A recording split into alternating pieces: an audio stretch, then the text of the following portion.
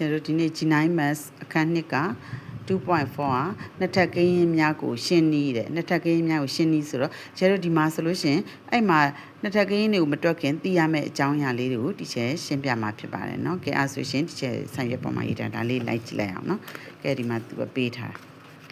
ဒီမှာဆိုလို့ရှင် root 2လို့ပေးထားတယ် root 2ဆိုလို့ရှင်ပေးထားတယ်ဆိုရင် teacher တို့က2 to the power 1/2လို့ပြောင်းပြီးတော့ရေးလို့ရတယ်နေ့ရဲ့နှစ်ထပ်ကိန်းရင်းဖြစ်တယ်เนาะ root 3လို့ပေးထားတယ်ဆိုလို့ရှင် teacher 3 to the power 1/2အဲ့ဒါလို့ရှင်3ရဲ့နှစ်ထပ်ကိန်းရင်းပေါ့เนาะဒီမှာ81 to the power 1/4 equal to 3 81 to the power 1/4 equal to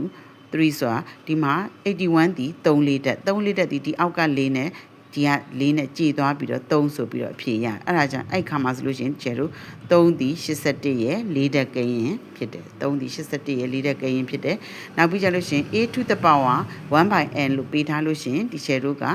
n root of a လို့ပြောင်းရေးလို့ရတယ်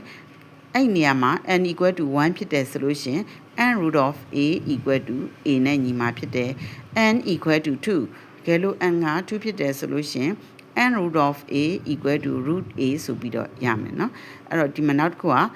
n root of a into n root of b equal n root of ab ဆိုပြီးတော့ဒီလိုလေးပြောင်းရေးလို့ရတယ်အဲ့မှာဆိုလို့ရှိရင် a နဲ့ b ဟာအပေါင်းကိန်းစစ်တွေဖြစ်ရမှာဖြစ်ပါတယ်ဒီမှာဆိုလို့ရှိရင်n root of a divided by n root of b ပေးထားတယ်ဆိုလို့ရှိရင်ဒီချေတို့က n root of a divided by b ဆိုပြီးတော့ရေးလို့ရတယ်နောက်တစ်နည်း n root of a by b ဆိုပြီးတော့ဒီလိုပုံစံလေးလည်းရေးလို့ရပါတယ်နှစ်ထပ်ကိန်းရင်းတွေကိုတွက်မယ်ဆိုလို့ရှိရင်ဒီချေတို့ဒီအခြေခံအကြောင်းအရာလေးတွေကိုအရင်သိထားမှာဖြစ်ပါတယ်